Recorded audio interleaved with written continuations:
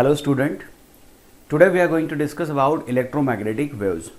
ये जेई और NEET entrance के लिए 4 मार्क का क्वेश्चन आपका बहुत ही इजी लेवल का क्वेश्चन होता है जो आ सकता है, तो इसके लिए बहुत अच्छे तरीके से आप प्रिपेयर कीजिए। मैं शॉर्ट में इसको रिवाइज करवा देता हूँ ताकि आपको एग्ज़ाम में पूरा इसका फ़ायदा हो सके। तो देखिए, इलेक्ट्रोमैग्नेटिक वेव्स जो पार्ट है उसको हम लोग डिटेल में डिस्कस करने से पहले मैक्सवेल्स डिस्प्लेसमेंट करंट को जानते हैं। तो डिस्प्लेसमेंट जो करंट होता है, देखिए मैक्सवेल्स डिस्प्लेसमेंट करंट, तो ये कॉन्सेप्ट क्या है वो देख लीजिए। जैसे कि यहाँ पर एक कैपेसिटर कनेक्ट कर दिया गया है और मान लीजिए कैपेसिटर का चार्जिंग शुरू है। ये कैपेसिटर की 2 प्लेट्स हैं and this is connected to a DC battery.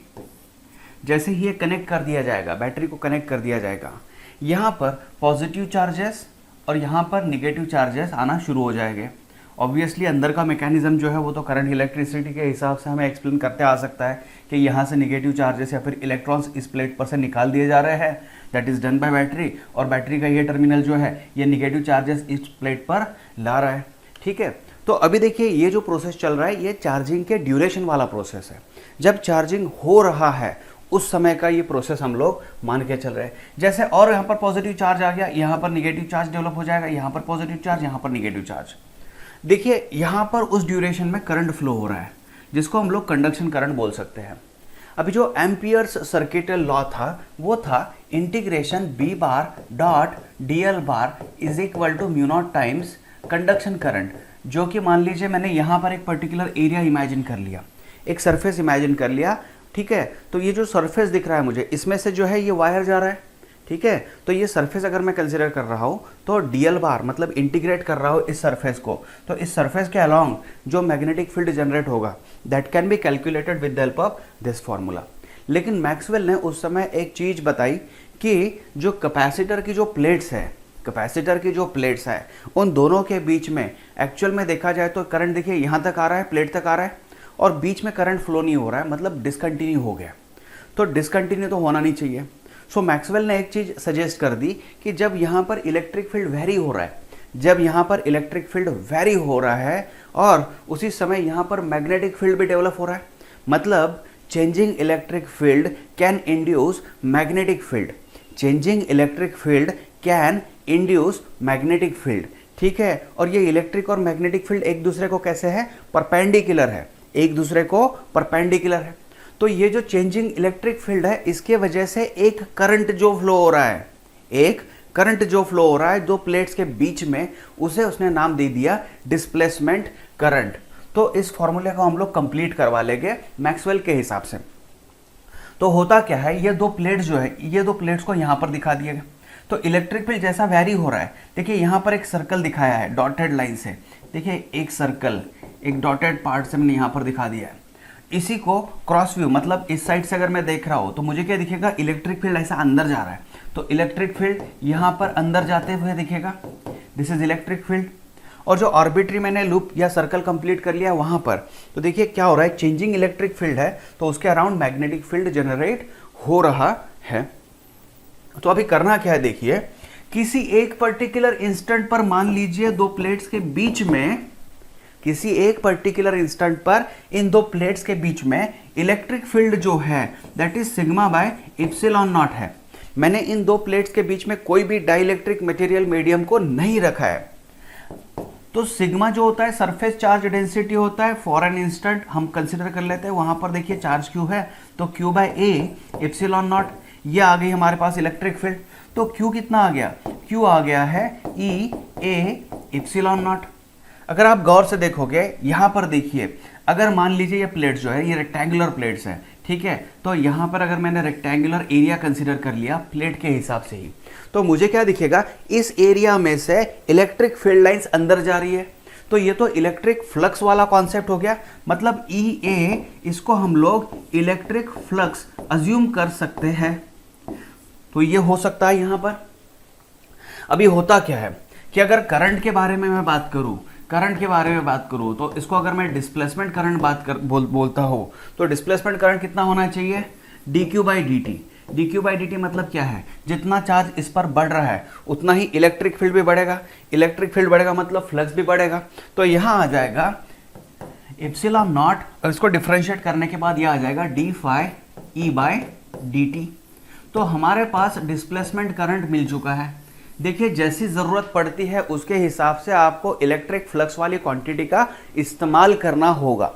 तो जब आपको इस्तेमाल करना है तभी कीजिए, क्योंकि ये न्यूमेरिकल सॉल्विंग के लिए बहुत ही इंपॉर्टेंट है और बहुत ही सिंपल लेवल के क्वेश्चंस आपको इसमें नीट और जेईई एंट्रेंस में आ जाते हैं। अभी करना क्या है कि जो integration B bar dot DL bar मैंने आपको दिखा दिया उसमें म्यू नॉट, तो कंडक्शन करंट के साथ में मुझे डिस्प्लेसमेंट करंट भी जोड़ना पड़ेगा। तो जैसे ही मैं इसको जोड़ देता हूँ तो यह आ गया mu naught times I C plus ये आ गया epsilon naught D phi electric. देखिए फ्लक्स इलेक्ट्रिक है इसलिए मैं ई सफिक्स में लिख रहा हूँ। क्यों लिख रहा हूँ? क्योंकि मैग्नेटिक फ्लक्स भी इसमें इंट्रोड्यूस होने वाला है आगे के कॉन्सेप्ट्स में। तो यह आ गया बेटा mu naught times I C plus mu naught epsilon naught D phi electric divided by D T. ये आपका जो एम्पियर सर्किटल लॉ था ये अभी कंप्लीट हो गया, जो मैक्सवेल ने मॉडिफाई कर दिया। तो हमारे पास जो अभी इक्वेशन नया बन रहा है that is Maxwell amperes circuital law. ठीक है, मैक्सवेल एम्पियर्स सर्किटल लॉ। देखिए एक क्वेश्चन यहां पर है, a parallel plate capacitor is charged by connecting it to the plates of battery so that the displacement current between the plates during the charging process is equal to conduction current। अभी देखिए current की continuity maintain करनी है, क्योंकि यहाँ पर जो battery provide की है, मान लीजिए देखिए कैसे होता है, हम लोग ये सब चार्जिंग के समय का बात कर रहे हैं, चार्जिंग के समय। तो डीसी सोर्स ही मैंने अभी अटैच किया है, क्योंकि अगर मैं एसी सोर्स लगवा देता हूँ तो मेरा एसी वाला चैप्टर जो है वो ओपन हो जाएगा। तो फिलहाल मान लीजिए जैसे स्विच ऑन कर देता हूँ, यहाँ पर चार्जिंग शुरू हो गया। तो जैसे जैसे चार्ज एक्यूमुलेट हो रहा है, ये चार्ज कौन सा एक्यूमुलेट हो रहा है? जो बैटरी सप्लाई कर रहा है, तो चार्ज यहाँ पर एक्यूमुलेट होना है। यहाँ पर जो करंट आ रहा है वो कंडक्शन करंट आ रहा है, ठीक है, और यहाँ पर चार्जेस जो है बढ़ रहे हैं। तो डिस्प्लेसमेंट करंट वाला कॉन्सेप्ट जो था हमारा, ये था epsilon naught times D phi electric divided by D T. मान लीजिए इस प्लेट के अराउंड में गॉसियन रीजन ले लेता हूँ, उस प्लेट के अराउंड में गॉसियन रीजन ले लेता हूँ। तो फ्लक्स वाली क्वांटिटी जो है, गॉस थ्योरम फॉर इलेक्ट्रोस्टैटिक्स जो था वो बताता है कि Q टाइम्स इलेक्ट्रिक फील्ड होना चाहिए, तो sorry Q times Q divided by epsilon naught होना चाहिए, Q divide by epsilon naught होना चाहिए। तो यहाँ अगर मैं लिखता हूँ I D is equal to epsilon naught, अगर इसको मैं लिख देता हूँ D, क्योंकि फाई ई है तो D q by d T, और एप्सिलॉन नॉट को कांस्टेंट निकाल देता हूँ। तो आई डी जो हो रहा है मेरा, ये आ रहा है d q by d t. लेकिन d q by d t अगर बात करें तो ये तो कंडक्शन करंट के लिए बोल सकते हैं, क्योंकि कंडक्शन करंट जो है वही rate of flow of charge है। तो आप इसको लिख सकते हो कि ठीक है ये कंडक्शन करंट। इसको हम लोग कंटिन्यूटी इक्वेशन भी बोल सकते हैं, क्योंकि यहाँ देखिए किरचॉफ्स लॉ जो है वो भी वैलिड होना बहुत ज़रूरी है, क्योंकि जितना करंट आ रहा है उतना करंट वहाँ से जाना ज़रूरी है। उस हिसाब से इसको हम लोग बात करते हैं। जैसे कि नेक्स्ट क्वेश्चन अभी देखते हैं, a parallel plate air capacitor of capacitance 1 nanofarad है, charge by connecting plates to a battery of voltage 2 volt through a series resistance of 500 ohm. ठीक है, मतलब कैपेसिटर है, बैटरी है, रेजिस्टेंस है, at certain instant of time. ये important होता है हमारे लिए, क्योंकि जैसे कैपेसिटर वाला कॉन्सेप्ट आता है तो कैपेसिटर में क्या होता है, Q is equal to Q naught in bracket 1 minus E power minus T by R C. ठीक है, ये कॉन्सेप्ट होता है चार्जिंग ऑफ कैपेसिटर। तो किसी एक पर्टिकुलर इंस्टेंट पर भी आप चार्ज निकाल सकते हो, तो उसके हिसाब से भी आपका कैलकुलेशन हो सकता है। लेकिन ये जेईई मेंस के लिए क्वेश्चन आ सकता है ऐसा, नीट वालों को तो मतलब रेयर केस में ही हो सकता है। The current in the circuit is 0.5 ampere during the charging process. ठीक है, what is the displacement, sorry 0.5 ampere during the charging process, what is the displacement current between the capacitor plate at that instant. इतना बड़ा question पूछा गया है, लेकिन इसका जो आंसर होना चाहिए डिस्प्लेसमेंट करंट, ये 0.5 एम्पियर ही होना चाहिए, क्योंकि अभी ही हम लोगों ने करंट कंटिन्यूटी के बारे में बात किया है। तो जो कंडक्शन करंट है वही होना चाहिए डिस्प्लेसमेंट करंट। तो ये आपका आंसर आ गया है। नेक्स्ट देख लीजिए क्या है, a parallel plate capacitor of capacitors 100 microfarad इस कैपेसिटर्स दिया गया, is connected to a frequency 50 hertz, variable voltage source. ये बहुत इंपॉर्टेंट यहाँ पर वर्ड है वेरिएबल, क्योंकि 50 हर्ट्ज आ गया तो वेरिएबल होना चाहिए। The displacement current between the plates at an instant when voltage source is. ठीक है, वोल्टेज हमारे पास है 200, ये इंफॉर्मेशन प्रोवाइड कर दी गई है। यहाँ पे बहुत बेसिक चीज़ है, जैसे यहाँ पर इंफॉर्मेशन दी गई है कि वेरिएबल वोल्टेज सोर्स है। तो देखिए क्या होगा, आपको पहले तो x से निकालना पड़ेगा जो कि होता है 1/ωc, मतलब 1/2πf and this is c। तो x की अगर वैल्यू आप निकालते हो तो 1/, देखिए सब आंसर्स पाई में है, तो 2πf 50 और c जो आपको दिया गया है दैट इज 100 माइक्रोफैरड, मतलब 10⁻⁻⁴ में लिख सकता हूँ यहाँ पर। ये देखिए 50 × 2 100 हो गया, मतलब 10⁻⁻2 होना चाहिए, वो 10⁻² मतलब 100 डिवाइडेड बाय पाई। ये एक चीज़ रह जाएगी यहाँ पर, ठीक है। इसका यूनिट अगर लिखना है तो लिख लीजिए ओहम। अभी करना क्या है, क्वेश्चन पूछा गया है इंस्टेंटेनियस करंट का, तो करंट कितना होना चाहिए, वोल्टेज डिवाइडेड बाय उस समय जो रिएक्टर्स ऑफर कर दिया गया था, उस समय जो रिएक्टर्स ऑफर कर दिया गया था वो रिएक्टर्स यहाँ पर है, तो रिएक्टर्स वाली वैल्यू 100/π। देखिए उस समय का वोल्टेज 200 था और ये 100 डिवाइडेड बाय पाई, तो पाई ऊपर चला गया, तो करंट आ गया आपके पास 2π एम्पियर। तो ये इसका आंसर होना है। आपको ये चीज़ समझनी है कि देखिए मैंने मैक्सवेल्स डिस्प्लेसमेंट जो लॉ आपको बताया है वो डीसी सोर्स के हिसाब से बताया है, लेकिन इससे कोई गड़बड़ी तो नहीं होगी। हमने खाली क्या किया है, अल्टरनेटिंग सोर्स उसमें डाल दिया है। तो अल्टरनेटिंग सोर्स क्या करता है, पर सेकंड 50 टाइम्स सिग्नल को चेंज कर देता है। तो कॉन्सेप्ट को समझना है तो वो डीसी वाला कॉन्सेप्ट सही है। At a certain instant of time, the potential difference between the plates of capacitor is 2 microfarad is charging at the rate of, ठीक है, यहाँ पर चेंजिंग होना चाहिए था क्योंकि दी पोटेंशियल डिफरेंस, मतलब ये चीज जो है ये dV/dt दी गई है, ये है 2×10⁶ वोल्ट पर सेकेंड, और जो कैपेसिटेंस दिया गया है वो तो C दिया गया है। द डिस्प्लेसमेंट करंट, ठीक है, जो ID होता है वो ε0 होता है dφE/dt, ठीक है, इसको हम लोग बोल सकते हैं ε0 d/dt ऑफ। अभी फाई को इलेक्ट्रिक फील्ड वेक्टर और एरिया वेक्टर, ठीक है, E⁻⁴ लेना चाहिए। यहाँ पे कॉस्ट वाली इंफॉर्मेशन कोई नहीं है, तो मोस्टली जो कैपेसिटर वाले कॉन्सेप्ट्स है उसमें तो बहुत क्लियर हो जाएगा कि जो प्लेट होता है, दो पैरेलल प्लेट्स होता है, उनके बीच में इलेक्ट्रिक फील्ड ऐसी होनी है, और इलेक्ट्रिक फील्ड वेक्टर और एरिया वेक्टर जो होंगे वो एक ही डायरेक्शन में होने वाले हैं। एरिया वेक्टर और इलेक्ट्रिक फील्ड वेक्टर एक ही डायरेक्शन में होने वाला है, तो थीटा आपको 0 मिलने वाला है, तो आप ये ले सकते हो यहाँ पर। और ε0 ए बाहर निकाल देता हो d/dt, तो आपको ये चीज़ समझनी है कि दो पैरेलल प्लेट्स कैपेसिटर जो होते हैं उनके अक्रॉस जो पोटेंशियल डिफरेंस मैंने दे दिया है, तो यहाँ पर जो इलेक्ट्रिक फील्ड बनने वाली है E = ये बनने वाली है V/d। तो मैं यहाँ पर V/d दे देता हूँ, तो डिस्प्लेसमेंट करंट आ गया मेरे पास ε0A डिवाइडेड बाय, अगर d को मैं बाहर निकाल देता हूं तो ये आ गया dV/dt। और जैसे कि आपको पता है ε0A/d जो होता है वो एयर कैपेसिटी होता है। एयर कैपेसिटी, तो देखिए कैपेसिटेंस कितना दिया है 2 माइक्रोफैरड, तो 2 माइक्रोफैरड क्योंकि ये कैपेसिटी हो गया, कैपेसिटी का फॉर्मूला हो गया, और dV/dt को आपको बता दिया है 2 × 10⁶, ठीक है। तो यह आपका जो आंसर है यह आ गया आपका 4 एम्पियर, ठीक है, यह आंसर आ गया आपका 4 एम्पियर। अभी आपको क्या करना है, यह समझ के रखना है कि ये जो 4 लॉज है मैक्सवेल्स इक्वेशन, देखिए इनको नाम मैक्सवेल्स इक्वेशन क्यों दिया गया है, क्योंकि मैक्सवेल ने क्या किया, ऐसे 4 अलग अलग सेक्शंस वाले मतलब फॉर्मूले जो इलेक्ट्रोस्टैटिक्स से लेकर शुरू हो रहे थे, तो इंपॉर्टेंट फॉर्मूले उसने एक साथ ला लिए। तो एक साथ लाकर इलेक्ट्रोमैग्नेटिक वेव वाले कॉन्सेप्ट को बहुत ही आसानी से एक्सप्लेन कर दिया गया। जैसे कि एक सबसे इंपॉर्टेंट क्वेश्चन था कि चलो रेडिएशन अगर है या फिर विजिबल लाइट जो है उसका स्पीड कितना है, तो विजिबल लाइट का स्पीड, माइक्रोवेव का स्पीड, रेडियो वेव्स का स्पीड, ये जो वेव्स हम लोग बात कर रहे हैं या फिर जो इलेक्ट्रोमैग्नेटिक वेव्स के बारे में बात कर रहे हैं, इनका स्पीड कितना है वो स्पीड तक कैलकुलेट कर दिया, और जो वेरिएबल इलेक्ट्रिक फील्ड है वो मैग्नेटिक फील्ड तैयार कर रही है। तो ये सारी चीज़ें जो है जो मैक्सवेल ने सोची थी, तो उससे उसने क्या कर दिया, एक सेट तैयार कर लिया। ये जो सेट तैयार किया तो आपको सीधे सीधे दिखेगा, यहाँ पर मैक्सवेल्स इक्वेशन मतलब कोई नई चीज़ हम लोग नहीं ले रहे। देखिए आपने ये तो चीज़ पढ़ी है E⁻⁴ इंटीग्रेशन में Q/ε0, ये तो अपना गॉस थ्योरम था, गॉस लॉ था, ठीक है, ये तो गॉस लॉ था। सेकंड है B⁻⁴ = 0, मतलब क्या होता है कि जैसा मैं एक मैग्नेट ले लेता हूँ, मैग्नेट में नॉर्थ पोल और साउथ पोल है, यहाँ पर मैग्नेटिक लाइन ऑफ फोर्स जो है आउटसाइड में नॉर्थ टू साउथ दिखाएंगे, लेकिन अंदर साउथ टू नॉर्थ दिखा देंगे। तो मैं मान लीजिए कोई एक पर्टिकुलर एरिया इमेजिन कर लेता हूँ, तो जो मैग्नेटिक लाइन अंदर जा रहा है वही लाइन बाहर निकल रहा है, तो यहाँ पर फ्लक्स थ्रू दैट एरिया अगर बात करें तो जीरो आ रहा है।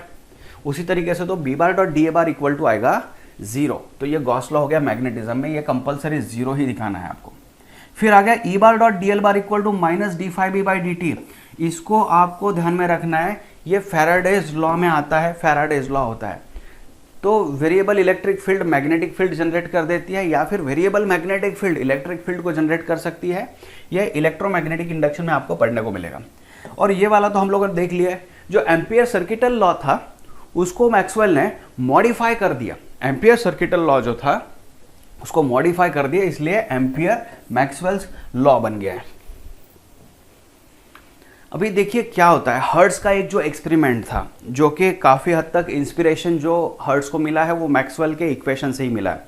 तो मैक्सवेल के अगर इक्वेशन से मिला है तो मैक्सवेल का कहना क्या था, वेरिएबल इलेक्ट्रिक फील्ड जो वो मैग्नेटिक फील्ड भी तैयार करेगी, और ये सेल्फ एडजस्टिंग प्रोसेस है। मतलब क्या हो रहा है कि इलेक्ट्रिक फील्ड जनरेट हो रहा है तो मैग्नेटिक फील्ड भी जनरेट होना ही होना है, और ये खुद को रिप्रोड्यूस करते करते करते करते आगे बढ़ेगा। अभी इसमें क्या कर लिया है कि एक एलसी सर्किट ले लिया है। तो एलसी सर्किट की खूबी आपको पता है, आपने इलेक्ट्रोमैग्नेटिक इंडक्शन में पढ़ा होगा, एसी में पढ़ा होगा, 1/2π√LC। मतलब आप इंडक्टर कैपेसिटर अगर ले लेते हो तो उनको अगर वैल्यूज एडजस्ट कर लिए तो फ्रीक्वेंसी जनरेट होगी। तो यहाँ एक एलसी सर्किट है, लेकिन देखिए कैसा होता है, एलसी सर्किट भी ले लिया तो जो वायर हम लोग कनेक्ट कर रहे हैं उसमें रेजिस्टेंस तो होना ही होना है, तो लॉसेस होगा। एक तो हीट का लॉस होगा और दूसरा जो रेडिएशन फॉर्मेट में जा रहा है उसका भी लॉस होगा। तो उस लॉस को भरने के लिए एक एनर्जी सोर्स दे दिया, इसको ट्रांसफार्मर के थ्रू कपल कर दिया, और कपल करने के बाद यहाँ ट्रांसमिशन लाइन के थ्रू एंटीना को दे दिया गया। अभी एंटीना में क्या होता है, तो चार्ज पार्टिकल जो है ये खाली ऑसिलेट होता है। चार्ज पार्टिकल जब ऑसिलेट होता है तो इलेक्ट्रिक फील्ड जनरेट होगा, और अभी हमने बताया है कि इलेक्ट्रिक फील्ड अगर वेरिएबल इलेक्ट्रिक फील्ड जनरेट हो रहा तो उसको वेरिएबल मैग्नेटिक फील्ड भी परपेंडिकुलरली जनरेट होगा। जैसे कोई पॉइंट पी है, तो देखिए पॉइंट पी मतलब क्या है, इस लाइन पे इमेजिन कर लिए, रॉड में इमेजिन कर लीजिए आप, रॉड में जैसे देखिए चार्ज पार्टिकल जैसे ऊपर जा रहा है, जैसा चार्ज पार्टिकल ऊपर जा रहा है इलेक्ट्रिक फील्ड डेवलप हो रही है। तो इलेक्ट्रिक फील्ड मैक्सिमम यहाँ पर है, हाईएस्ट पोजीशन पर, और मैग्नेटिक फील्ड, अभी मैग्नेटिक फील्ड का डायरेक्शन कैसे निकालना है उसके लिए भी देखिए एक प्रोविजन है। आगे चलकर एक पॉइंटिंग वेक्टर वाला कॉन्सेप्ट है। पॉइंटिंग वेक्टर बता रहा है कि ई बार क्रॉस बी बार आप कर लो, एक्चुअली 1/μ0 होता है ये, S bar is equal to, अगर लिखना है तो लिख लीजिए आप, इसको कहा जाता है पॉइंटिंग वेक्टर। पॉइंटिंग वेक्टर ये जो है एनर्जी का रेट ऑफ फ्लो जो होता है, जैसे कि इसका अगर एवरेज निकाल लिए तो इंटेंसिटी मिल जाएगा, इसका अगर एवरेज निकाला जाए तो ये मिल जाएगा हमें इंटेंसिटी। जो जिस इंटेंसिटी तो आपको पता है एनर्जी इमिटेड पर unit area per unit time, तो वो उस हिसाब से मिल जाएगा। तो ई बार क्रॉस बी बार जो होता है, क्रॉस प्रोडक्ट आ गया तो राइट हैंड रूल के हिसाब से आप समझ लीजिए इसको, और डायरेक्शन ऑफ प्रोपोगेशन भी आपको समझ में आ जाएगा। यहाँ पर क्या हो रहा है, चार्ज पार्टिकल जैसे ऊपर जा रहा है तो मान लीजिए इलेक्ट्रिक फील्ड ऊपर है, तो इलेक्ट्रिक फील्ड अगर ऊपर है तो ई बार क्रॉस बी बार ले लीजिए। ई बार क्रॉस बी बार मतलब ई बार क्रॉस बी बार अगर लेता हो तो थंब जिस डायरेक्शन में है उस डायरेक्शन में आपका वेव प्रोपोगेट हो रहा है। तो देखिए ये 2 डायमेंशनल प्लेन में दिखाने के लिए दिखाया गया है, खाली अंडरस्टैंडिंग के लिए इसको लाया गया है। जैसे ही चार्ज ऊपर जाता है इलेक्ट्रिक फील्ड बढ़ रहा है और इलेक्ट्रिक फील्ड को परपेंडिकुलर मैग्नेटिक फील्ड डेवलप हो रहा है।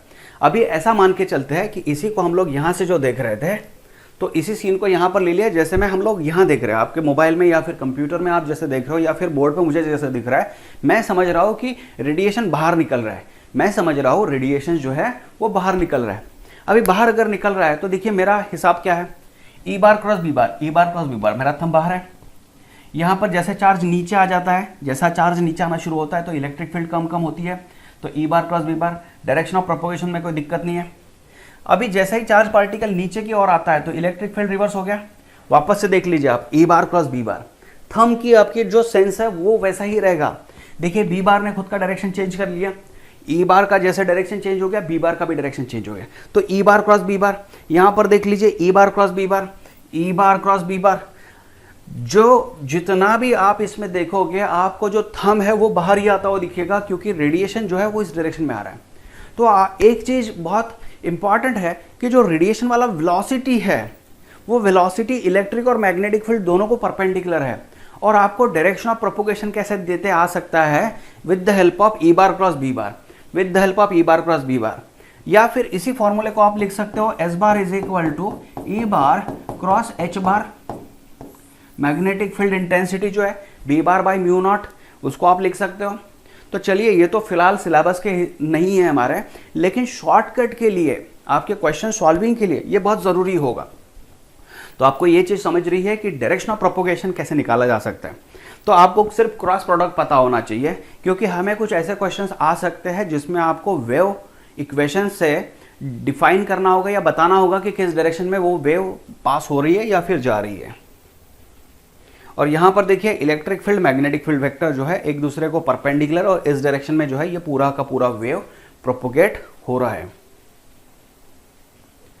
तो इसमें कुछ चीज़ें दी गई है। एक है हर्ट्ज एक्सपेरिमेंट जो था, it is successful test of Maxwell's theory. तो मैक्सवेल्स थ्योरी पर ही बेस्ड हर्ट्ज ने इसे तैयार किया था। फिर देखिए, जगदीश चंद्र बोस फ्रॉम कैलकाटा, इन्होंने भी एक्चुअली एक इलेक्ट्रोमैग्नेटिक वेव, शॉर्टर वेवलेंथ जो है 25 मिलीमीटर टू 5 मिलीमीटर वाला, वो प्रोड्यूस किया था। फिर मार्कोनी जो है, उन्होंने सक्सेसफुली इलेक्ट्रोमैग्नेटिक वेव को लॉन्ग डिस्टेंस के लिए या फिर किलोमीटर्स के हिसाब से अगर बात करें तो काफ़ी दूर तक ये रेडिएशंस पास की थी। तो मतलब इस तरीके से आपको समझ रहा है कि मैक्सवेल की थियरी, उस पर हर्ट्ज ने काम किया, जगदीश चंद्र बोस जी ने काम किया, मार्कोनी ने काम किया। तो उस तरीके से ये चीज़ें सक्सेसफुल होते हुए आ जा रही है। देखिए, आज अगर हम लोग यहाँ पर खड़े हैं तो इलेक्ट्रोमैग्नेटिक रेडिएशंस हर तरफ है। मतलब हम लोग एक तरीके से we are just immersed into the electromagnetic radiations fields. आप मानो या ना मानो, but we are a part of this one right now. और हमारे बॉडी में से कई तरीके से इलेक्ट्रोमैग्नेटिक वेव्स निकल के पास हो रही है। हमारे बॉडी पर भी शायद उसका इफेक्ट हो रहा है अभी भी, लेकिन this is a part of life right now, right. तो उसको समझ लीजिए। अभी एक जो सबसे इंपॉर्टेंट कंक्लूजन जो मिला है मैक्सवेल्स की थ्योरी से, मैक्सवेल ने क्या किया, जो थर्ड और फोर्थ, जैसे फैराडेज लॉ और एम्पियर्स लॉ, इन दोनों का इस्तेमाल करके ये प्रूव कर दिया कि जो स्पीड ऑफ लाइट है that is c is equal to 1/√of mu naught epsilon naught through vacuum. ये वैक्यूम के थ्रू है। और अगर कोई मटेरियल के थ्रू मैं बता रहा हूं तो 1/√of mu epsilon not, mu epsilon ले लीजिए, म्यू और एप्सिलॉन यहां पर मल्टीप्लाई करके ले लीजिए। V can be is equal to 1/√of, इसको कैसे लिख सकते हैं, म्यू नॉट म्यू आर। सही है क्या, देख लीजिए, क्योंकि mu R, mu by mu naught हम ले सकते हैं रिलेटिव, और epsilon R can be epsilon by epsilon naught ले सकते हैं, right. Epsilon by epsilon naught ले सकते हैं। तो यहाँ पर कितना आ जाएगा, mu naught mu R epsilon naught epsilon R. अगर इसको लेते हैं 1/म्यू नॉट एप्सिलॉन नॉट, तो आपके पास c है, तो c डिवाइडेड बाय 1/म्यू आर एप्सिलॉन आर आप ले सकते हो, दैट इज वेलोसिटी v। तो अगर कैलकुलेशंस के लिए देखिए, ये तो क्वेश्चन AIPMT में भी इससे पहले पूछा गया है कि म्यू नॉट एप्सिलॉन नॉट का डायमेंशन अगर पूछा जाता है, म्यू नॉट एप्सिलॉन नॉट का डायमेंशन, तो म्यू नॉट और एप्सिलॉन नॉट के डायमेंशंस कौन निकालेगा, इतना समय कहाँ पर है।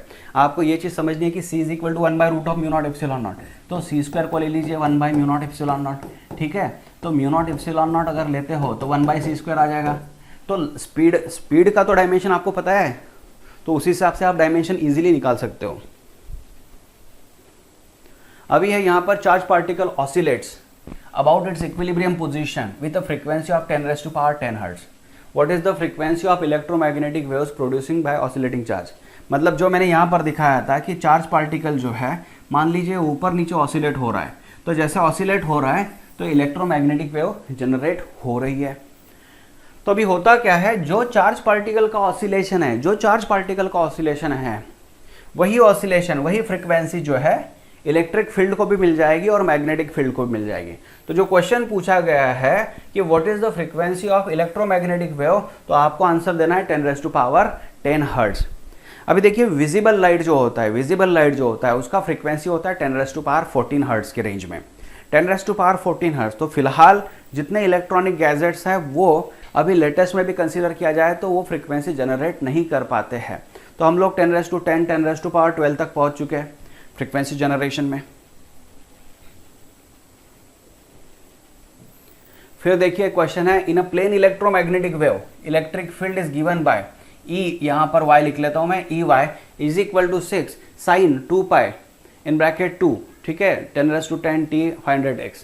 तो ये तो सिंपली क्वेश्चन जो है ये वेव वाला क्वेश्चन है। EY इज इक्वल टू आप लिख लेते हो 6 sin ये 2 पाई को अंदर ला ले तो मतलब 4 पाई 10⁻10t, राइट, और प्लस ये इसको अंदर ला लिया तो 1000 पाई x।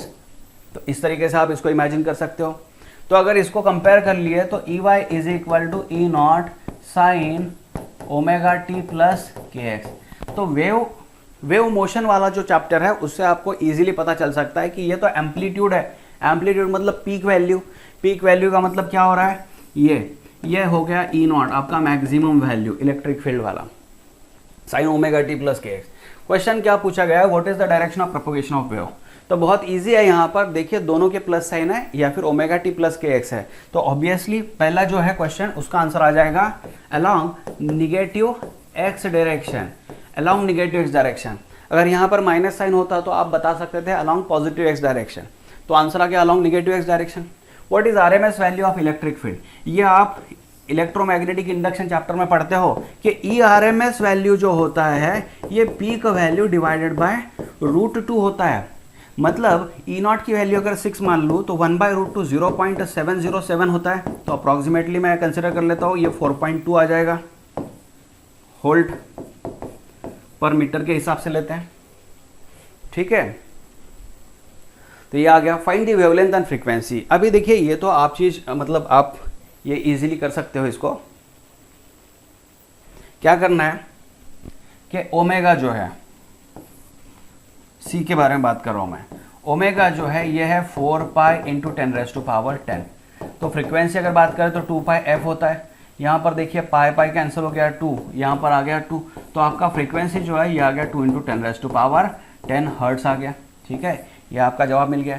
अगर पूछा जाए वेवलेंथ के बारे में तो आपको के पता है की वैल्यू जो है वहाँ पर 1000 पाई है, लेकिन ये होता है 2 पाई डिवाइडेड बाय लैम्बडा।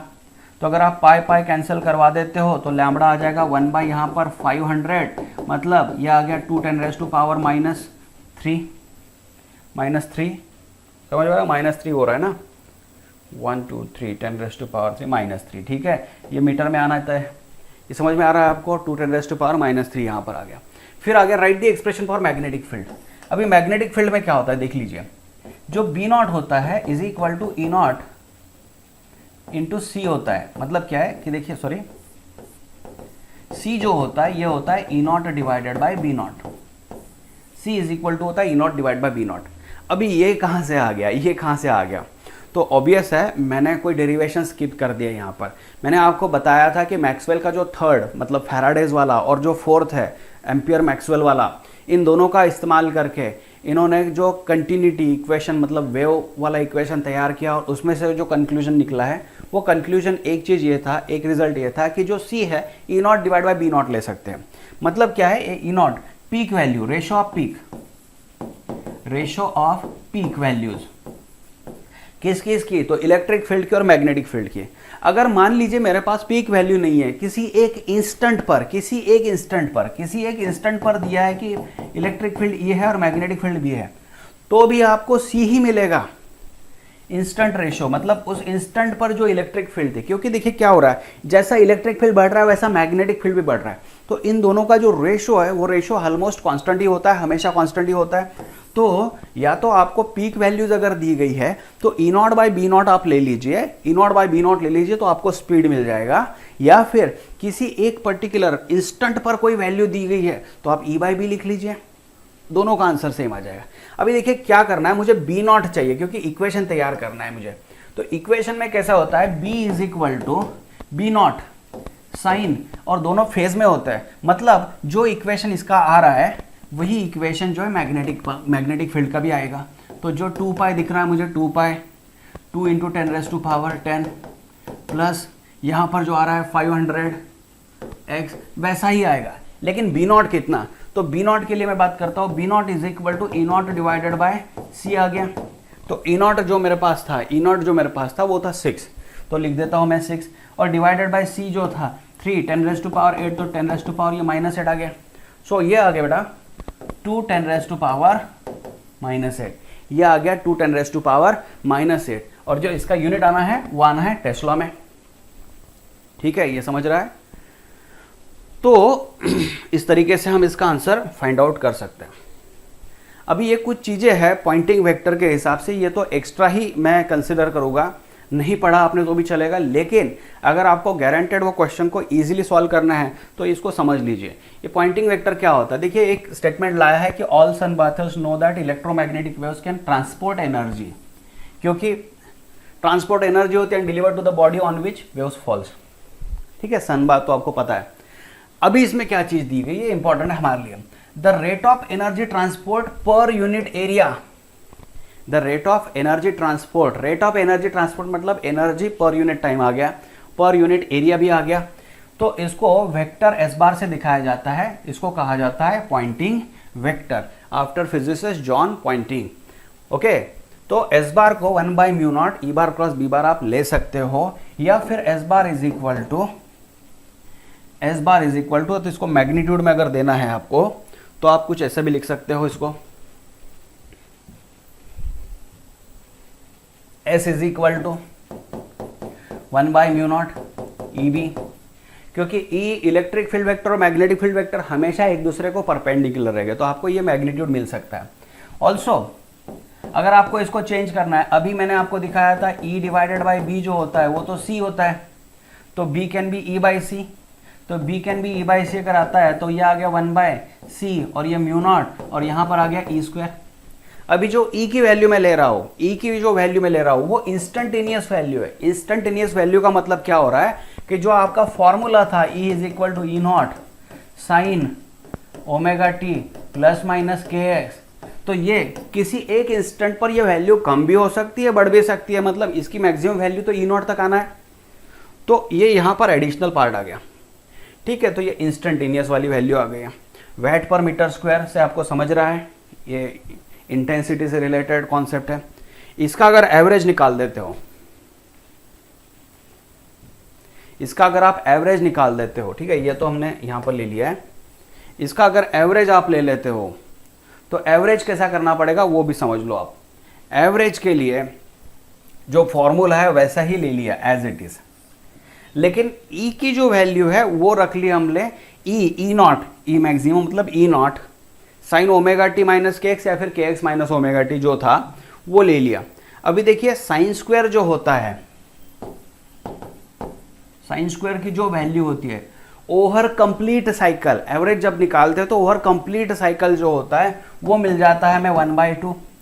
तो यहाँ पर जो एवरेज इंटेंसिटी जो मिल रहा है हमें, इंटेंसिटी जो मिल रहा है 1/c μ0 मिलेगा और ये E0 स्क्वायर आ जाएगा और साइन स्क्वायर की वैल्यू 1/2 आ गई, तो आपका इंटेंसिटी वैल्यू फॉर्मूला 1/2 है ना, 1/c μ0 E0 स्क्वायर आ सकता है। अगर मैं E0 को ऐसा लिखता हूँ, E0 मतलब क्या है, देखिए E_RMS is equal to E0/√2 होता है, तो E_RMS का स्क्वायर जो होता है E0 स्क्वायर बाई 2 हो जाएगा, तो इसको हम लोग E_RMS लिख देते हैं तो कोई फॉर्मूला इस तरीके से दिखेगा। ये आपको फॉर्मूला लिख के रखना है तो लिख लीजिए, लेकिन मैं एनसीईआरटी के हिसाब से थोड़ा आगे अलग कॉन्सेप्ट ले लूँगा। मुझे पॉइंटिंग वेक्टर क्यों लेना था वो समझ लीजिए आप। पॉइंटिंग वेक्टर में हमेशा ध्यान में रख लीजिए, जैसे XYZ एक्सिस है, अगर किसी ने बता दिया कि ये इलेक्ट्रिक फील्ड है और इस डायरेक्शन में वेव जा रहा है तो मैग्नेटिक फील्ड गारंटेड ऐसा ही होना चाहिए, क्योंकि हम लोगों को करना क्या है, E बार क्रॉस B बार, राइट हैंड के हिसाब से E बार क्रॉस B बार, तो ये जो डायरेक्शन मिल रहा है that is direction of velocity vector या फिर पॉइंटिंग वेक्टर, मतलब जिस डायरेक्शन से इंटेंसिटी या फिर एनर्जी जो है ट्रांसपोर्ट हो रहा है वो यहाँ पर हमें मिलेगा। तो मैं आगे इसको कवर कर लेता हूँ अच्छे तरीके से। एनर्जी ट्रांसपोर्ट, तो एनर्जी ट्रांसपोर्ट में देख लीजिए E बार क्रॉस B बार, E बार क्रॉस B बार अगर करते हैं तो एनर्जी ट्रांसपोर्ट किस डायरेक्शन से हो रही है हमें समझ में आना शुरू हो जाएगा। तो जिसको क्रॉस प्रोडक्ट अच्छे तरीके से आता है वो गारंटेड इक्वेशन को डेवलप करा के दे सकता है या फिर फाइंड आउट करा के दे सकता है, आंसर निकाल के दे सकता है।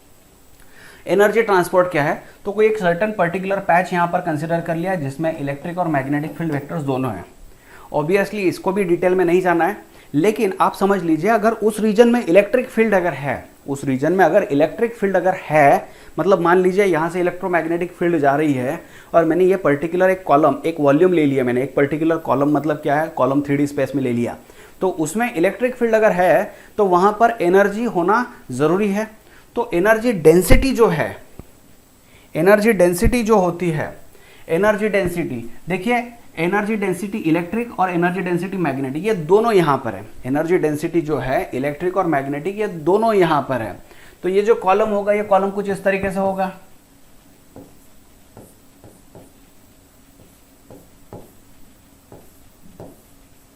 तो मान लीजिए ये इसका एरिया हो गया और ये इसकी थिकनेस हो गई है, ठीक है। तो इस वॉल्यूम में कितना एनर्जी कन्फाइंड है, तो ये कैसे निकाल सकते हो, तो energy is equal to energy density into volume. तो देखिए electric energy, magnetic energy, electric energy density, magnetic energy density into volume. ये समझ में आ रहा है आपको, तो इसको वॉल्यूम लिख सकते हैं हम लोग। ये जो है देखो यहाँ पर ये है energy density electric plus magnetic density जो है और इनटू वॉल्यूम आ गया। अभी इलेक्ट्रिक फील्ड जो होती है तो उसका एनर्जी डेंसिटी क्या होता है, आपने इलेक्ट्रोस्टैटिक्स में पढ़ा होगा half of epsilon naught E square, half of epsilon naught E square. तो उस समय की जो इलेक्ट्रिक फील्ड होगी उसके हिसाब से वहां पर एनर्जी डेंसिटी होगी। तो अगर मैं du डिवाइडेड बाई dv ले लेता हूं तो electric energy density, magnetic energy density, अब ये तो half of epsilon naught E square आ गया। तो आप मैग्नेटिक डेंसिटी को कैसे ले सकते हो, तो ऑब्वियसली हमें पता है कि E is equal to V by C होता है, E is equal to B C होता है, बराबर है। E by B is equal to C अगर है तो half of epsilon naught E square को आप लिख सकते हो half of epsilon naught E square, मतलब बी स्क्वायर और सी स्क्वायर। तो सी का स्क्वायर जो है 1 by root of mu naught epsilon naught है, एप्सिलॉन नॉट कैंसिल हो गया, तो आपका जो रिजल्ट मिल गया है B square divided by twice of mu naught. तो किसी को अगर ऐसा लग रहा होगा कि यार मैग्नेटिक में एनर्जी कम और इलेक्ट्रिक फील्ड में एनर्जी ज़्यादा, तो ऐसा कुछ नहीं है, इक्वली डिस्ट्रीब्यूट कर दिया गया है। तो यहाँ एनर्जी आ गया half of epsilon naught E square और B square by twice of mu naught. ये आ गया एनर्जी पर यूनिट वॉल्यूम, ठीक है, energy per unit volume, energy transported पर यूनिट वॉल्यूम, और इक्वली डिस्ट्रीब्यूट कर दिया गया। तो आपको ये फॉर्मूला ध्यान में रखना है। अभी मैंने यहाँ पर बता दिया कि half of epsilon naught E square को मैं B square by twice of mu naught भी कर सकता हूँ। तो क्या हम कुछ इस तरीके से लिख सकते हैं, du बाई dv अगर लिखना है मुझे,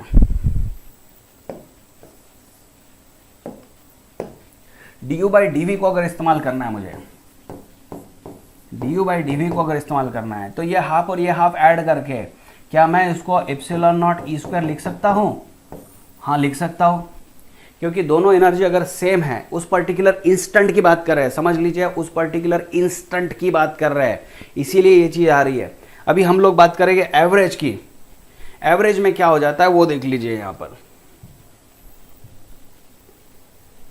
अगर मैं E की वैल्यू लिख लेता हूँ E not sine omega T और B की वैल्यू लिख लेता हूँ B नॉट साइन के x minus omega T, right, तो इनका स्क्वायर हो जाएगा।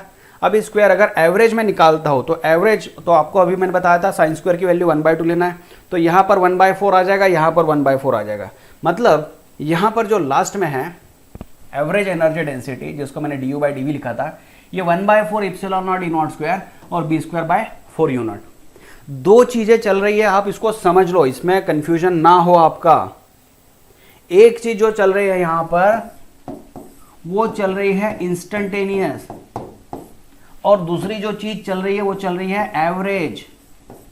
एक चीज जो चल रही है इंस्टेंटेनियस, किसी एक इंस्टेंट पर मैं बात करूं तो ये इंस्टेंट की बात कर रहा हूं मैं, किसी एक इंस्टेंट पर अगर मैं बात करूं तो ये उस इंस्टेंट की बात कर रहा हूं, 1/2 एप्सिलॉन नॉट ई स्क्वायर और B square by twice of mu naught, उस इंस्टेंट पर। लेकिन अगर मैं कंप्लीट साइकिल के लिए बात कर रहा हूं, क्योंकि ये देखिए इस इंस्टेंट की बात कर रहा था तो ये आंसर मिल गया।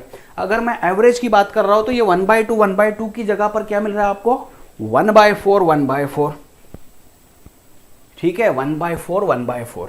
तो इसको अगर आप ऐड कर देते हो यू एवरेज, तो ये आपको मिल जाएगा, दोनों को ऐड करा दीजिए, 1/2 epsilon naught E square E naught square, या फिर 1/2 B naught square by mu naught, right, या फिर ये इक्वल टू आ गया। अभी एक समझ लो, थोड़ी देर पहले यहां पर ई था मतलब इंस्टेंटेनियस इलेक्ट्रिक फील्ड। अभी जो फॉर्मूला डेवलप हो गया है उसमें पीक वैल्यू है, पीक वैल्यू मतलब एम्पलीट्यूड, पीक वैल्यू मतलब एम्पलीट्यूड। तो इसमें आपको टाइम अगर नहीं पता है, पोजीशन नहीं पता है, लेकिन पीक वैल्यू पता है, तो इजीली आप इसको सॉल्व कर सकते हो, एवरेज वैल्यू निकाल सकते हो। तो यहाँ 1/4 दोनों के लिए था, डिस्ट्रीब्यूशन था, लेकिन दोनों एनर्जी डेंसिटी जो सेम होती है, तो आपको जो इंफॉर्मेशन प्रोवाइड कर दी गई है उस हिसाब से आप उसका फाइनल जो है फॉर्मूला इस्तेमाल करना सीख लो। तो ये आ गया half epsilon naught E naught square B naught square by twice of mu naught. अभी एक चीज आप समझ लो बहुत क्लियरली, मैंने एवरेज जो एनर्जी डेंसिटी लिया है, right, average energy density, energy per unit volume लिया है यहाँ पर, half of epsilon naught E naught square आ गया, half of epsilon naught E naught square आ गया। मान लीजिए अगर ई आर एम एस के बारे में पूछा जाए तो ई आर एम एस जो होता है वो ई नॉट डिवाइडेड बाय √2 होता है, ठीक है। तो ई आर एम एस का अगर स्क्वायर ले ले हम लोग तो ये ई नॉट का स्क्वायर डिवाइडेड बाय 2 आ जाएगा। तो E naught square divided by 2 अगर है तो एवरेज एनर्जी डेंसिटी आपके पास epsilon naught E R M S का स्क्वायर आना है, ठीक है, ये E naught E R M S का स्क्वायर आना है। तो एक बार ई आर एम एस निकाल लीजिए, फिर बी आर एम एस आप निकाल सकते हो, तो ये इजीली आप सॉल्व कर सकते हो। देखिए फॉर्मूले जो है ये बहुत ही इंपॉर्टेंट है। मैंने इंस्टेंटेनियस का फॉर्मूला आपको दे दिया, फिर एवरेज वाला फॉर्मूला मैंने ला दिया। हालांकि दोनों में एनर्जी इक्वली डिस्ट्रीब्यूट है, तो दोनों को मिलाकर हमने शॉर्ट में इसको डेवलप करा दिया। अगर मान लीजिए ई नॉट है, ये मतलब ये पूरा एनर्जी डेंसिटी जो दिया है ये इलेक्ट्रिक और मैग्नेटिक फील्ड दोनों मिला के है, समझ लो ये दोनों मिला के है, या फिर ये भी है फॉर्मूला, ये दोनों मिला के है। दोनों मिला के अगर हम लोगों को सेपरेट सेपरेट लिखना है तो हम लोग ऐसा लिख सकते हैं, लेकिन मैक्सिमम प्रोबेबिलिटी जो क्वेश्चन की होती है वो कुछ इस तरीके से होती है। उसमें भी फिर से समझ लीजिए कि अगर आरएमएस वैल्यू वाला पूछा गया है तो जो एसी वाला जो सर्किट था हमारा, एसी वाला जो कॉन्सेप्ट था, उसमें से आप इस कॉन्सेप्ट को यूज करके फाइनल इक्वेशन को मॉडिफाई कर सकते हो। अभी इंटेंसिटी ऑफ वेव जो है, इंटेंसिटी ऑफ वेव जो है, मान लीजिए वो जो इलेक्ट्रोमैग्नेटिक वेव है वो पर्टिकुलरली इस रीजन में से पास हो रही है। ये जो रीजन है मान लीजिए dx है, तो dx कितना आएगा, dx कितना आएगा, तो स्पीड ऑफ लाइट अगर c है तो c इंटू dt अगर बात करें तो इस रीजन में से जो इलेक्ट्रोमैग्नेटिक वेव पास हो गई है, आपको इस पर्टिकुलर वॉल्यूम में कितना एनर्जी था वो निकाल सकते हो। तो एनर्जी जो है वो energy density into given volume आ जाएगा। तो इसका एरिया ऑफ क्रॉस सेक्शन मान लीजिए a है और इसमें से ये इलेक्ट्रोमैग्नेटिक वेव पास हो रही है, तो इतने पर्टिकुलर वॉल्यूम में कितना एनर्जी है, तो एनर्जी है एवरेज एनर्जी डेंसिटी बराबर है into volume. So you average into area into dx मैंने ले लिया यहाँ पर, लेकिन dx जो है वो c dt है, u is equal to you average a c dt। Intensity जो होता है वो energy per unit area per unit time, तो energy per unit area per unit time को अगर लेते हैं तो यू एवरेज इंटू सी। तो आपको नीट एंट्रेंस के लिए या फिर जेडब्ल्यू एंट्रेंस के लिए सिर्फ इतना रखना है ध्यान में, यू एवरेज इंटू सी। तो एवरेज वाला फॉर्मूला कितना था, एवरेज वाला फॉर्मूला जो था दोनों मिला के, समझ लो इलेक्ट्रिक फील्ड नहीं, इलेक्ट्रिक और मैग्नेटिक फील्ड दोनों मिला के जो एवरेज बन रहा है ओवर कंप्लीट साइकिल, या तो half of epsilon naught E naught square, या तो B naught square divided by twice of mu naught, या फिर आरएमएस के टर्म में अगर लिखना है तो एप्सिलॉन नॉट ये आरएमएस का स्क्वायर, यह हो सकता है। समझ में आ रहा है आपको? या फिर अगर मैग्नेटिक टर्म में लिखना हो तो आप ये भी इजीली डिराइव कर सकते हो कि b is equal to B naught by √2 अगर लेना है तो उस हिसाब से आप ले सकते हो, ठीक है। आरएमएस की वैल्यू, तो आरएमएस में कोई दिक्कत नहीं आएगी, b RMS divided by mu not, उसका स्क्वायर था, ये स्क्वायर आ गया। तो यू एवरेज जो है उसको आप इस्तेमाल कर सकते हो, लेकिन सिर्फ इंटेंसिटी में एक ही चीज बढ़ गई है, आपका जो एवरेज वैल्यू मिला है, average over complete cycle energy वाला, उसको सिर्फ मल्टीप्लाई बाय सी करना है, उसको सिर्फ मल्टीप्लाई बाय सी करना है। तो आप या तो इसको ध्यान में रखो या फिर I is equal to you average times C ध्यान में रखो। अभी पावर के बारे में बात करते हैं। पावर जो होता है, मान लीजिए यहां पर एक बल्ब है और जो बल्ब है उसका जो पावर है वो PS है। इसमें भी आपको एक समझना है, मान लीजिए उसका कोई रेटिंग है, मतलब फॉर एग्जांपल एक 60 वैट वाला बल्ब है, लेकिन जो 10% ही इमिट कर रहा, तो आपको जो 60 वैट है, 60 वैट का 10% निकालना है, मतलब मान लीजिए 6 वैट आ गया। तो ये जो बल्ब 60 वैट रेटिंग वाला था वो 6 वैट के हिसाब से ही काम कर रहा है। तो जिस हिसाब से काम कर रहा होगा, जिस हिसाब से वो पावर कंज्यूम कर रहा होगा, वो कैलकुलेशन में लेना है। तो ये पावर ऑफ सोर्स जो कि कंजम्पशन एक्चुअल हो रहा है, क्योंकि ये 3D स्पेस में होता है, जैसे ही बल्ब ग्लो हो गया वो 3D स्पेस में पूरा लाइट जो होगा स्प्रेड हो जाएगा। तो आपको इंटेंसिटी अगर लेना है तो पावर डिवाइडेड बाय एरिया जो होता है, तो एरिया आपको जो होगा 3D स्पेस वाला होगा। मतलब इस पर्टिकुलर एरिया पर अगर मैं देखता हूँ तो स्पीयर मुझे दिखेगा, तो स्पीयर का एरिया आ गया 4πr²। ठीक है, अभी रेडिएशन प्रेशर वाले कुछ चीज़ डिस्कस कर लेते हैं, जो कि इलेक्ट्रॉन्स और फोटोन वाला था कॉन्सेप्ट, लेकिन इसमें ऐड हो गया है, तो उसको समझ लेते हैं फाइनली, और कुछ न्यूमेरिकल्स हम लोग सॉल्व करते हैं ताकि हमारा जो चैप्टर है खत्म हो जाए। देखिए क्या होता है, इसमें प्रेशर वाली भी कॉन्सेप्ट आनी है, फोर्स वाली भी कॉन्सेप्ट आनी है, राइट, और पावर वाली भी कॉन्सेप्ट आनी है। तो सबसे पहले तो हम लोग बोल देंगे change in momentum, change in momentum of the object. देखिए कोई अगर फोटोन है तो फोटोन का अगर हम लोग मोमेंटम बात करते हैं, फोटोन का अगर मोमेंटम बात करते हैं तो वो आ जाता है h/λ। ये फोटोन का मोमेंटम हो गया, राइट, फोटोन का मोमेंटम h/λ, राइट है। तो अगर मैं इसको h nu divided by lambda new कर देता हूं तो ये जो फोटोन का मोमेंटम है, देखिए p से कंफ्यूजन हो सकता है कई बार, मोमेंटम जो है तो ये हो गया energy of photon divided by ये फ्रीक्वेंसी इंटू लैम्बडा, तो c था। मतलब अगर मुझे मोमेंटम के बारे में बात करना है तो ये आ गया एनर्जी डिवाइडेड बाय c। तो चेंज इन मोमेंटम के बारे में बात करते हैं, is equal to delta U divided by c।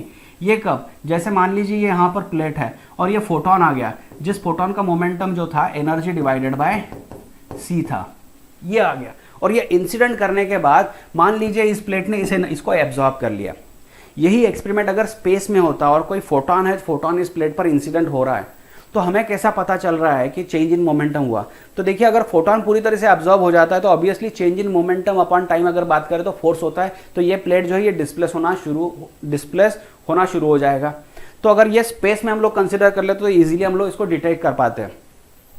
तो चेंज इन मोमेंटम में क्या हो रहा है कि फोटोन वापस रिफ्लेक्ट नहीं हो रहा है, मतलब बाउंस नहीं हो रहा है। तो चेंज इन मोमेंटम तो ऑब्वियसली फाइनल मोमेंटम जीरो हो गया।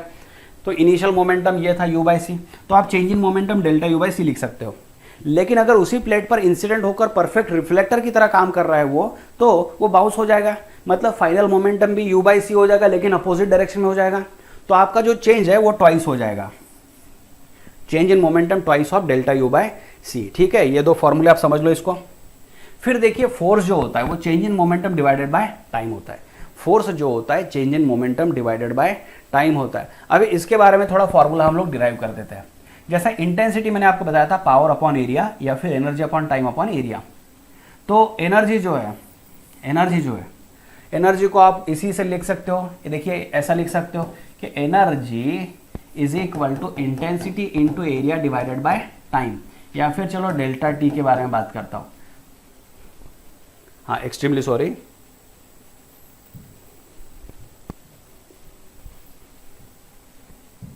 यहां पर डेल्टा टी आ सकता है, intensity area into delta T, ये आ गया।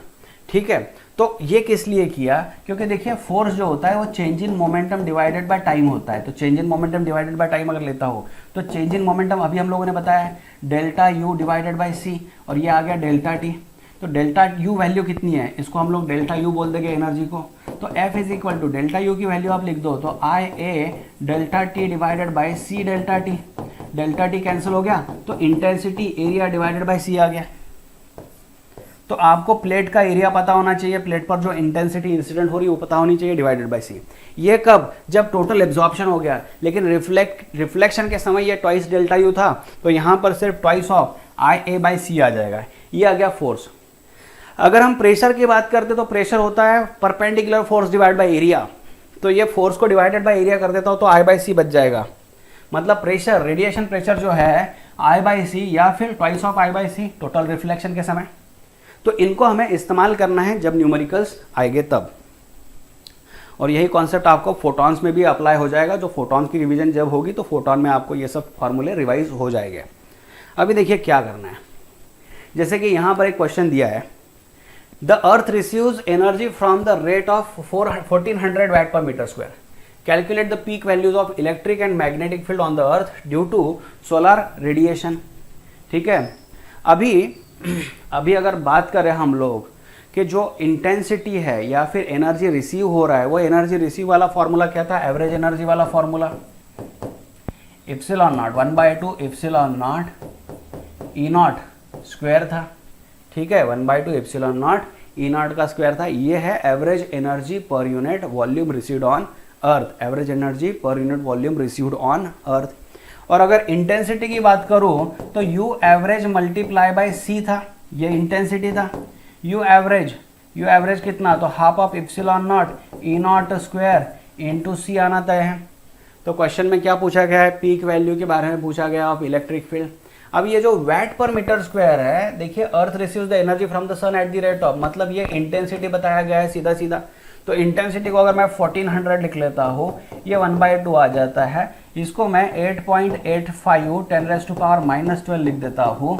ये ई नॉट का स्क्वायर एज इट इज लिख लेता हूँ इंटू सी 3 इंटू 10⁸8।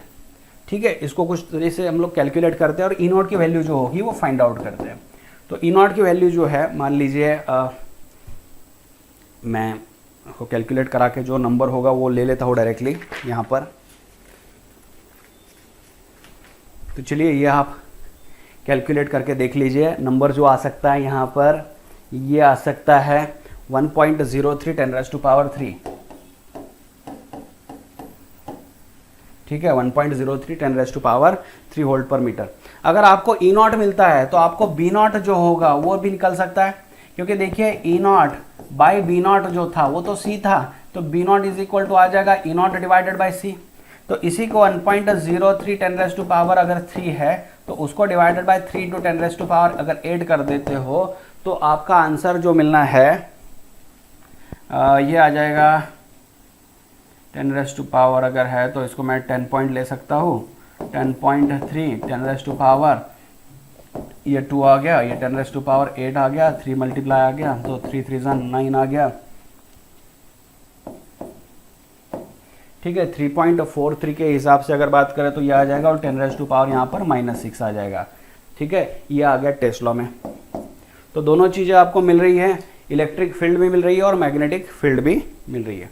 तो करना क्या है, देखिए इसके यूनिट से पता चल रहा है कि ये इंटेंसिटी के बारे में है, और आप ये फॉर्मूला भी यूज़ कर सकते हो यहाँ पर। A 200 watt electric bulb emits radiation which falls normally on the square surface of side 5 metre, ठीक है। इससे एरिया मिल जाएगा आपको 25 मीटर स्क्वायर, ये मिल गया।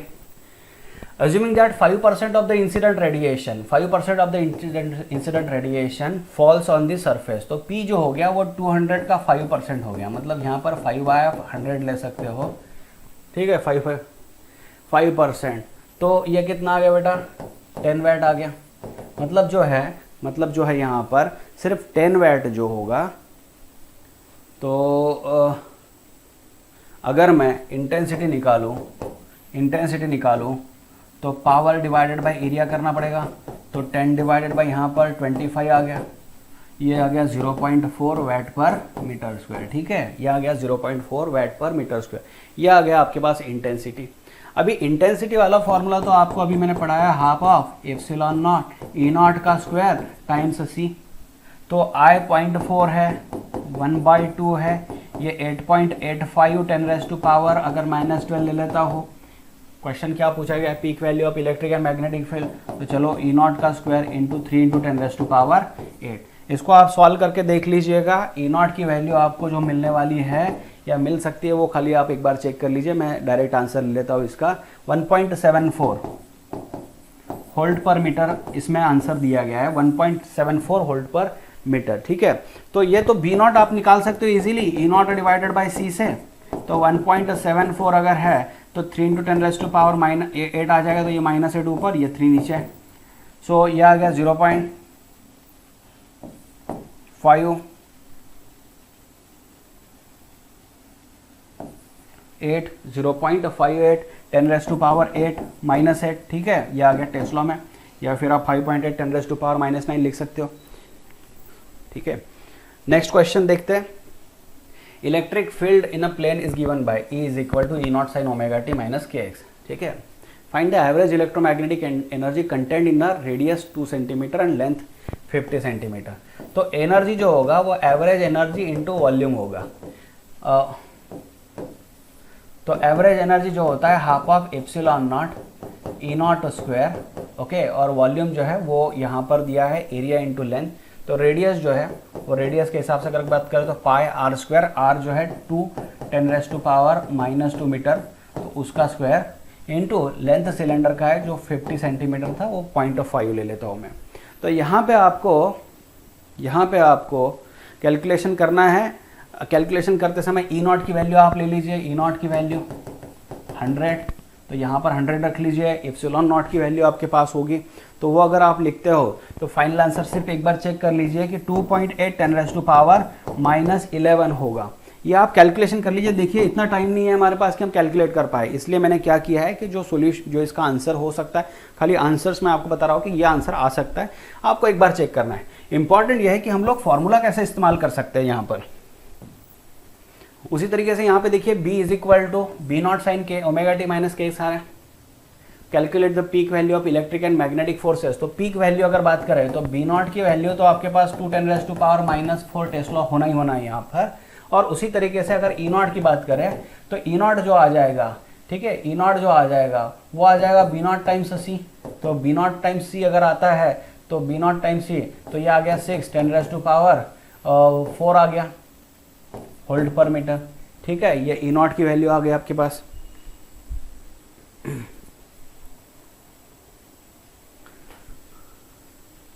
ठीक है, ये आ गई। अभी क्वेश्चन क्या पूछा गया है, calculate the peak value of electric and magnetic forces acting on a particle. Okay, forces के बारे में बात करें यहाँ, तो F electric is equal to Q naught times E naught आप दे दीजिए। Q naught times E naught तो मूविंग चार्ज विथ वेलोसिटी, ठीक है, 5 माइक्रोकूलम है, 5 10⁻⁻6 और ये है 6 10⁻⁴। तो ये हमारे पास जो आ गया 30 10⁻⁻², तो 0.3 आ गया न्यूटन, 0.3 न्यूटन आ गया, ठीक है। और दूसरा मैग्नेटिक फोर्स के बारे में बात करें हम लोग, तो QVB के बारे में बात करते हैं। तो QVB बी नॉट क्योंकि पीक पूछा गया है, तो Q जो है 5 10⁻⁻6, V जो है इसका 4 10⁻⁵, और जो बी नॉट जो था वो था 2 10⁻⁻4, ठीक है।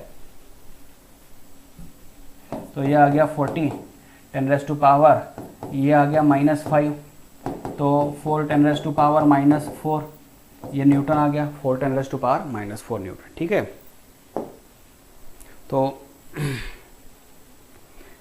तो अभी आप खुद प्रिपेयर कर सकते हो बाकी सारी चीज़ें, तो मैंने जितना हो सकता है मैक्सिमम कवर कर लिया। कुछ और चीज़ें हैं जो आपको समझना ज़रूरी है, उसमें से एक जो पॉइंट है, देखिए आप एनसीईआरटी से, मैं सिर्फ सजेस्ट कर सकता हूँ यहाँ पर, आप एनसीईआरटी से जो कैरेक्टरिस्टिक है इलेक्ट्रोमैग्नेटिक स्पेक्ट्रम वाले, जैसे कि रेडियो वेव्स वाला है, रेडियो वेव्स कैसे फॉर्म होता है, किस तरीके से प्रोपोगेट होता है, या उसका सोर्स जो होता है, वो आप एक बार पढ़ लीजिए, वो बहुत ही इंपॉर्टेंट है। Radio waves, microwaves, infrared, ultraviolet, X rays and gamma rays. तो ये खाली मैं पढ़ के बताऊँ, उससे बेटर ये है कि आप एक बार पढ़ लो, उसको अंडरलाइन कर लो, रिपीटेडली अंडरलाइन कर लो, और उसको एक बार पढ़ लो कि किस तरीके से इंफ्रारेड प्रोड्यूस होता है, किस तरीके से माइक्रोवेव प्रोड्यूस हो सकता है, या फिर माइक्रोवेव प्रोड्यूस करने के लिए कौन कौन से डिवाइसेस यूज़ किए जाते हैं, कौन सा एलिमेंट यूज़ किया जाता है। ये एक बार आपको गो थ्रू करना है एनसीईआरटी में से ही, ठीक है। तो वो थ्योरेटिकल पार्ट है, वो आपको इजीली समझ में आ जाएगा, और लर्निंग मेथड पे जो इंपॉर्टेंट था वो सारी ये चीज़ें थी, ठीक है।